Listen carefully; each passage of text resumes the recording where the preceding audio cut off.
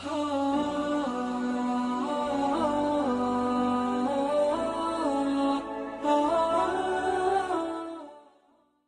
ذیقات کا چاند طلوع ہو گیا تو نبی صلی اللہ علیہ وسلم نے صحابہ کرام رضی اللہ عنہم کو حکم دیا کہ اپنے عمرے کی قضا کے طور پر عمرہ کریں، اور کوئی بھی آدمی حدیبیہ میں حاضر تھا پیچھے نہ رہے۔ چنانچہ اس مدت میں جو لوگ شہید ہو چکے تھے انہیں چھوڑ کر بقیہ سب لوگ روانہ ہوئے، اور اہل حدیبیہ کے سوا کچھ اور لوگ بھی عمرہ کرنے کے لیے ہمراہ نکلے۔ اس طرح تعداد 2000 ہو گئی۔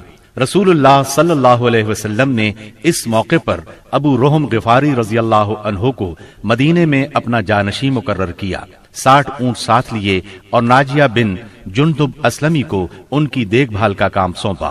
رسول اللہ صلی اللہ علیہ وسلم مکے میں داخلے کے وقت اپنی قصوہ نامی اونٹنی پر سوار تھے۔ مسلمانوں نے تلواریں حمائل کر رکھی تھی اور رسول اللہ صلی اللہ علیہ وسلم کو گھیرے میں لیے ہوئے لبیک پکار رہے تھے۔ مشرکین جبکہ مسلمانوں کا تماشا دیکھنے کے لیے گھروں سے نکل کر کعبے کے شمال میں واقع قویقیان پہاڑ پر جا بیٹھے تھے، انہوں نے آپس میں باتیں کرتے ہوئے کہا تھا کہ تمہارے پاس ایک ایسی جماعت آ رہی ہے جسے یثرب کے بخار نے توڑ ڈالا ہے۔ اس لیے نبی صلی اللہ علیہ وسلم نے حکم دیا کہ وہ پہلے 3 پھیروں میں کندھوں کو ہلاتے ہوئے دوڑ کر چلیں تاکہ کفار کو معلوم ہو جائے مسلمان کمزور نہیں ہوئے۔ اس طرح چلنے کو رمل کہتے ہیں۔ یہ سنت آج تک قائم ہے اور قیامت تک قائم رہے گی۔ اہل مکہ نے اگرچہ معاہدے کی روح سے عمرے کی اجازت دے دی تھی، لیکن تھے وہ بہت طیش میں۔ رؤسائے قریش نے تو شہر کو خالی ہی کر دیا تھا اور کعبے کے شمال میں واقع پہاڑ قویقیان پر چلے گئے تھے۔ رسول اللہ صلی اللہ علیہ وسلم کو دیکھنے کے لیے مشرکین نے لائن لگا رکھی تھی۔ آپ مسلسل لبیک پکار رہے تھے، یہاں تک کہ آپ نے چھڑی سے حجر اسود کو چھوا، پھر آپ نے طواف کیا اور صحابہ کرام نے بھی طواف کیا۔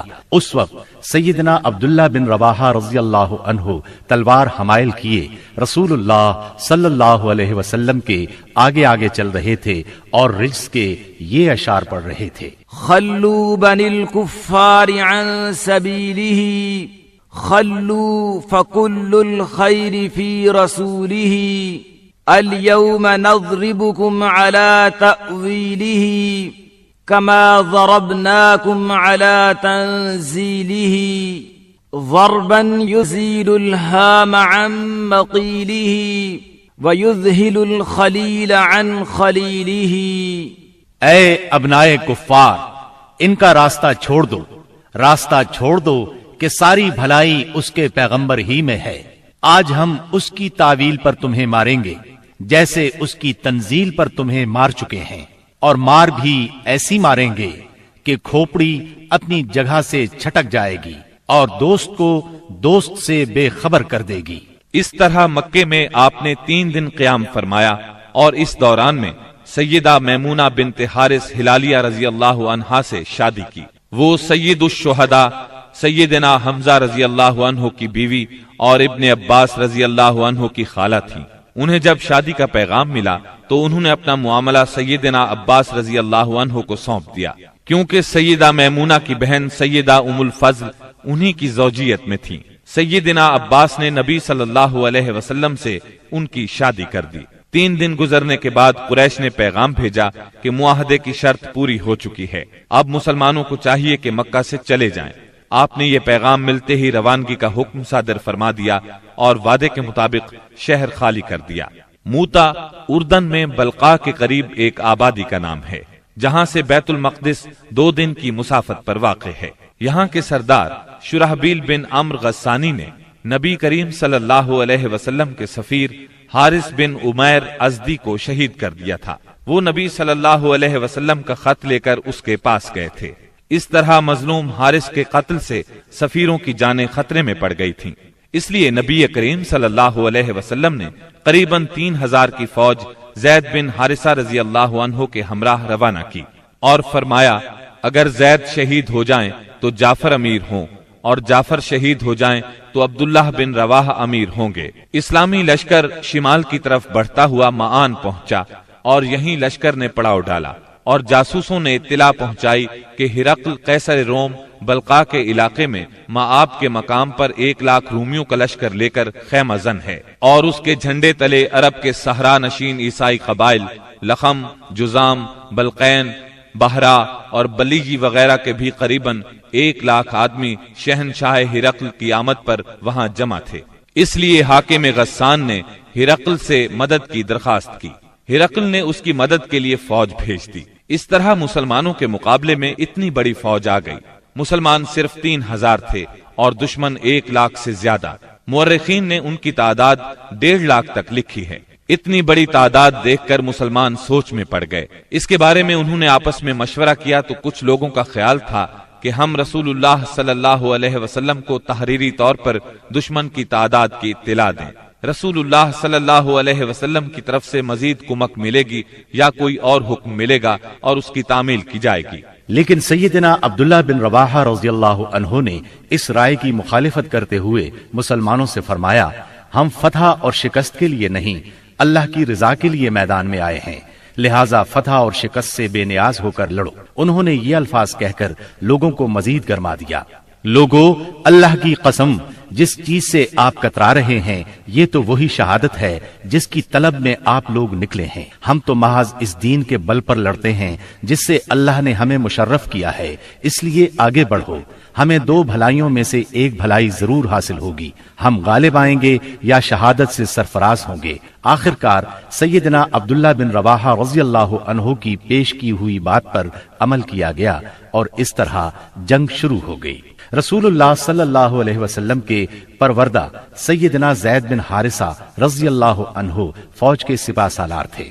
سیدنا زید بن حارثہ نہایت جواں مردی سے لڑتے اور دشمنوں کو مارتے کاٹتے آخر شہید ہو گئے۔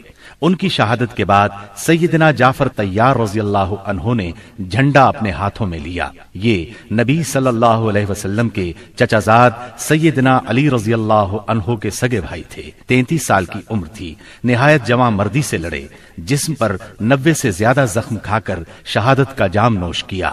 ان کے بعد سیدنا عبداللہ بن رواحہ رضی اللہ عنہ نے علم ہاتھ میں لیا اور جنگ شروع کی، آخر شہید ہو گئے۔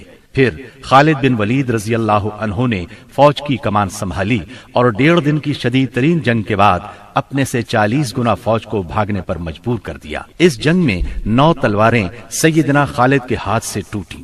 ادھر نبی صلی اللہ علیہ وسلم نے صحابہ کرام کو مدینے میں اسی دن 3 سالاروں کی شہادت کی خبر دی اور بتلایا کہ اب کمان خالد بن ولید کے ہاتھ میں آ گئی ہے، اور اسی جنگ کے بعد سیدنا خالد بن ولید کو سیف اللہ کا خطاب عطا ہوا۔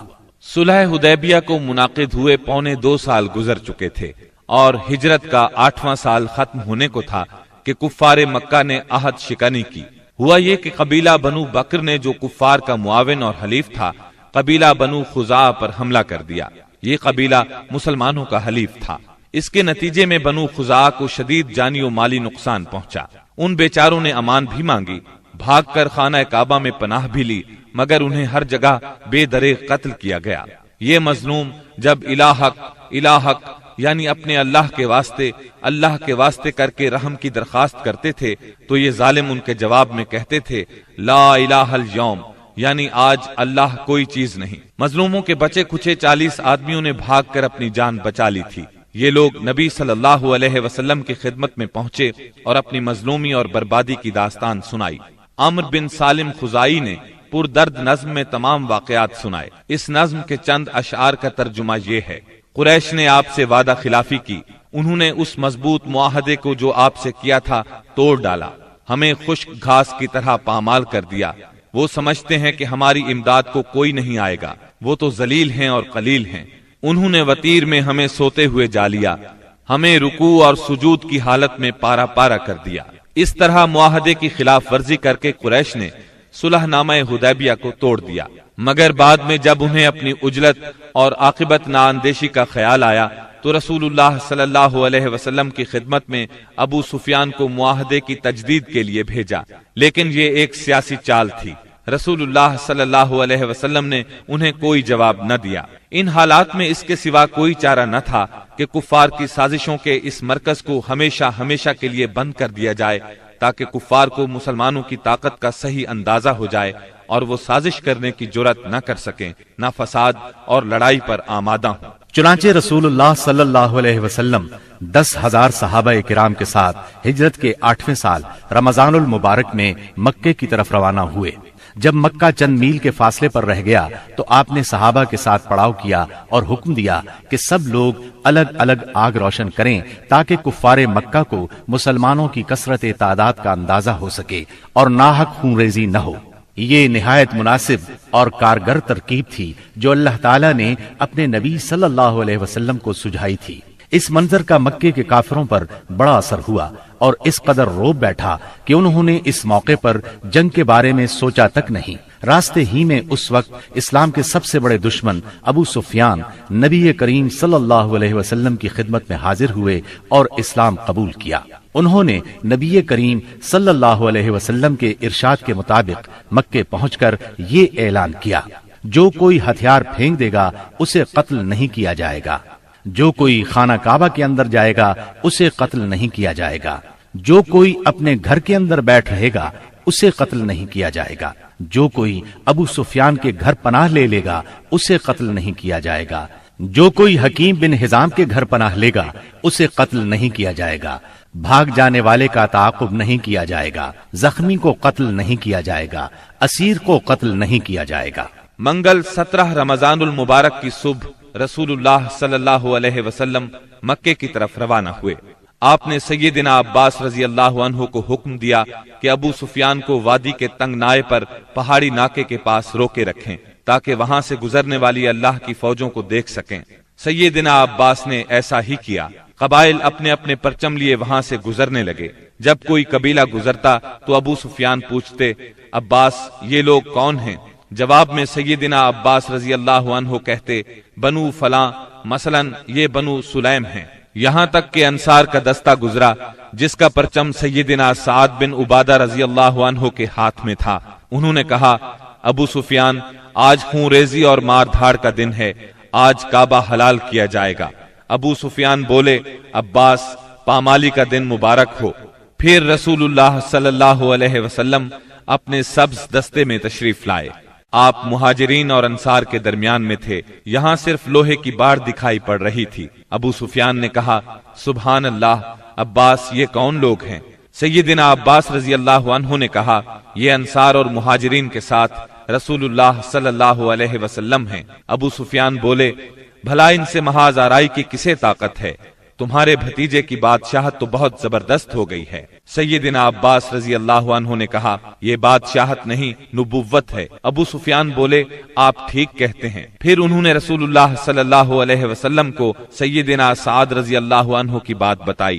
آپ نے فرمایا، سعد نے غلط کہا، آج کعبے کی تعظیم کا دن ہے، آج کعبے کو غلاف پہنایا جائے گا۔ پھر آپ نے پرچم سیدنا سعد رضی اللہ عنہ کے ہاتھ سے لے کر ان کے صاحبزادے قیس کے حوالے کر دیا۔ جب رسول اللہ صلی اللہ علیہ وسلم ذی طوا پہنچے تو میسرہ کے سالار سیدنا خالد بن ولید رضی اللہ عنہ کو حکم دیا کہ وہ قدا کے راستے مکہ میں زیریں حصے سے داخل ہوں اور کوئی آڑے آئے تو اسے کاٹ کر رکھ دیں یہاں تک کہ صفا پر آپ سے آ ملیں۔ نبی صلی اللہ علیہ وسلم نے میمنہ کے قائد اور علمبردار سیدنا زبیر کو حکم دیا کہ وہ قدا کے راستے بالائی حصے میں داخل ہوں اور حجون میں آپ کا پرچم گاڑ دیں، نیز رسول اللہ صلی اللہ علیہ وسلم کی آمد تک وہیں ٹھہرے رہیں، جبکہ پیادہ اور بے ہتھیار لوگوں کے قائد سیدنا ابو عبیدہ رضی اللہ عنہ کو حکم دیا کہ وہ بطن وادی کا راستہ پکڑیں اور مکے میں رسول اللہ صلی اللہ علیہ وسلم سے آگے اتریں۔ اس موقع پر قریش نے کچھ اوباشوں کو خندمہ میں جمع کیا، کہا کہ اگر انہیں کچھ کامیابی ہوئی تو ان کے ساتھ رہیں گے، ورنہ جو کچھ مطالبہ کیا جائے گا منظور کر لیں گے۔ جب خالد بن ولید رضی اللہ عنہ ان کے پاس سے گزرے تو ایک معمولی سی جھڑپ میں ان کے 12 آدمیوں کو کاٹ ڈالا اور باقی بھاگ کھڑے ہوئے۔ اس کے بعد سیدنا خالد بن ولید رضی اللہ عنہ مکے کے گلی کوچوں کو رونتے ہوئے کوہ صفا پر رسول اللہ صلی اللہ علیہ وسلم سے جا ملے۔ البتہ ان کے دستے کے 2 آدمی بھٹک کر لشکر سے بچھڑ گئے اور شہید کر دیے گئے۔ ادھر سیدنا زبیر رضی اللہ عنہ نے حجون میں مسجد فتح کے پاس جھنڈا گاڑا اور ایک خیمہ نصب کیا۔ اس میں ام سلمہ اور سیدہ میمونہ رضی اللہ عنہما نے قیام کیا اور وہیں ٹھہری رہیں یہاں تک کہ رسول اللہ صلی اللہ علیہ وسلم تشریف لے آئے۔ تھوڑی دیر آرام فرمایا پھر آگے بڑھے۔ اس وقت ابو بکر صدیق رضی اللہ عنہ آپ کے ساتھ تھے اور باتیں کر رہے تھے۔ پھر آپ سورہ فتح کی تلاوت کرتے ہوئے مہاجرین اور انصار کے جلوہ میں مسجد حرام کے اندر داخل ہوئے، حجر اسود کو چوما، بیت اللہ کا طواف کیا۔ آپ حالت احرام میں نہیں تھے۔ اس وقت بیت اللہ کے گرد 360 بت تھے۔ آپ صلی اللہ علیہ وسلم ایک لکڑی سے ان بتوں کو کچوکے لگاتے جا رہے تھے اور فرماتے جاتے تھے، حق آ گیا اور باطل چلا گیا، یقیناً باطل جانے ہی والا ہے۔ حق آ گیا اور باطل کی چلت پھرت ختم ہو گئی۔ آپ بتوں کو ہلکی سی ضرب لگاتے جا رہے تھے اور بت گرتے جا رہے تھے۔ جب آپ طواف سے فارغ ہو گئے تو سیدنا عثمان بن طلحہ رضی اللہ عنہ کو بلا کر ان سے کعبے کی چابی لی اور اس کو کھولنے کا حکم دیا۔ پھر اس میں جو بت تھے انہیں نکلوا کر توڑوا دیا، جو تصاویر تھیں انہیں مٹوا دیا۔ اس کے بعد آپ سیدنا اسامہ بن زید اور سیدنا بلال رضی اللہ عنہم کے ساتھ اندر داخل ہوئے اور دروازہ بند کر لیا۔ پھر دروازے کے مقابل کی دیوار کے رخ سے 3 ہاتھ کے فاصلے پر کھڑے ہوئے اپنے بائیں 1 ستون، دائیں 2 ستون اور پیچھے 3 ستون کیے اور 2 رکعت نماز پڑھی۔ پھر بیت اللہ میں گھوم کر اس کے اطراف میں اللہ کی تکبیر اور توحید کے الفاظ کہے۔ اس کے بعد آپ نے دروازہ کھولا۔ قریش مسجد حرام میں صفیں لگاتے کھچا کھچ بھرے تھے۔ آپ نے دروازے کے دونوں بازو پکڑ کر ایک بلیغ خطبہ دیا جس میں اسلام کے بہت سے احکام بیان فرمائے، جاہلیت کے امور کو ساقط کیا اور اس کی نخوت کے خاتمے کا اعلان کیا۔ پھر فرمایا، قریش کے لوگوں، تمہارا کیا خیال ہے میں تمہارے ساتھ کیا سلوک کرنے والا ہوں؟ انہوں نے جواب دیا، آپ کریم بھائی ہیں اور کریم بھائی کے صاحبزادے ہیں۔ آپ نے ارشاد فرمایا، لا تسریب علیکم اليوم اذهبوا فانتم الطلقاء، آج کے دن تم پر کوئی سرزنش نہیں، جاؤ تم سب آزاد ہو۔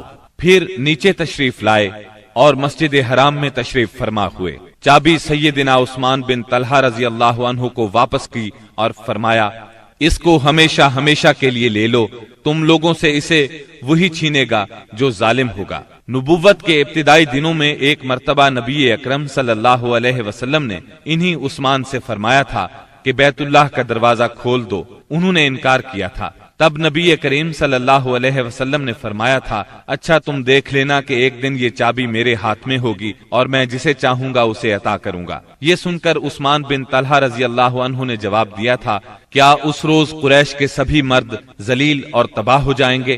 اس بات کے جواب میں آپ نے فرمایا تھا، وہ اور بھی زیادہ عزت دار ہوں گے۔ اسی روز رسول اللہ صلی اللہ علیہ وسلم ام ہانی بنت ابی طالب کے گھر میں داخل ہوئے، وہاں غسل کیا اور ان کے گھر ہی میں 8 رکعت نماز پڑھی۔ ہر 2 رکعت پر سلام پھیرا۔ یہ چاشت کا وقت تھا، اس لیے کسی نے اسے چاشت کی نماز سمجھا اور کسی نے فتح کی نماز مراد لی۔ ام ہانی نے اپنے 2 دیوروں کو پناہ دے رکھی تھی۔ سیدنا علی رضی اللہ عنہ انہیں قتل کرنا چاہتے تھے۔ اس بارے میں جب ام ہانی رضی اللہ عنہا نے بات کی تو آپ نے فرمایا، جسے تم نے پناہ دے رکھی ہے اسے ہم نے پناہ دی۔ ظہر کی نماز کا وقت ہوا تو رسول اللہ صلی اللہ علیہ وسلم نے سیدنا بلال رضی اللہ عنہ کو حکم فرمایا، بلال کعبے کی چھت پر چڑھ کر اذان دو۔ چنانچہ انہوں نے کعبے کی چھت پر چڑھ کر اذان دی۔ یہ گویا اسلام کے غلبے کا اعلان تھا، اور جس قدر یہ مشرکین کو ناگوار تھا مسلمانوں کے لیے اسی قدر خوشگوار تھا۔ والحمدللہ رب العالمین۔ جب مکے کی فتح مکمل ہو چکی تو انصار کو فکر لاحق ہوئی کہ کہیں رسول اللہ صلی اللہ علیہ وسلم یہیں نہ ٹھہر جائے، کیونکہ بہرحال یہ آپ کے خاندان اور آپ کے قبیلے کا شہر تھا۔ اس وقت رسول اللہ صلی اللہ علیہ وسلم صفا پر ہاتھ اٹھائے دعا فرما رہے تھے۔ دعا سے فارغ ہوئے تو فرمایا، اللہ کی پناہ، اب زندگی اور موت تمہارے ساتھ ہے۔ اس سے انصار مطمئن ہو گئے، ان کا خوف جاتا رہا اور وہ خوش ہو گئے۔ رسول اللہ صلی اللہ علیہ وسلم نے مکے میں 19 روز قیام فرمایا اور اس دوران آثار اسلام کی تجدید کی۔ مکے کو آثار جاہلیت سے پاک کیا، نئے سرے سے حرم کے ستون نصب کیے اور آپ کے منادی نے اعلان کیا، جو شخص اللہ اور آخرت کے دن پر ایمان رکھتا ہے وہ اپنے گھر میں کوئی بت نہ چھوڑے بلکہ اسے توڑ دے۔ 25 رمضان المبارک کو رسول اللہ صلی اللہ علیہ وسلم نے 30 سواروں کے ساتھ سیدنا خالد بن ولید رضی اللہ عنہ کو عزا اور اس کا بت خانہ ڈھانے کے لیے نخلا روانہ کیا۔ سیدنا خالد بن ولید نے جا کر اس کو ڈھا دیا۔ یہ مشرکین کا سب سے بڑا بت تھا۔ پھر آپ نے رمضان ہی میں سیدنا عمرو بن عاص رضی اللہ عنہ کو سوا نامی بت ڈھانے کے لیے روانہ کیا۔ یہ حزیل کا سب سے بڑا بت تھا۔ اس کا استھان مکے سے شمال مشرق میں 150 کلومیٹر کے فاصلے پر رہات نامی مقام پر تھا۔ سیدنا عمرو نے جا کر اس کو ڈھایا۔ اس کا مجاور بت کی بے بسی دیکھ کر مسلمان ہو گیا۔ پھر آپ صلی اللہ علیہ وسلم نے سعد بن زید اشہلی کو اسی ماہ رمضان میں 20 سوار دے کر منات کی طرف روانہ فرمایا۔ یہ قدیت کے پاس مشلل میں تھا۔ یہ کلب، خزاع، غسان اور اوس و خزرج کا بت تھا۔ سیدنا سعد نے جا کر اسے توڑ دیا اور بت خانہ ڈھا دیا۔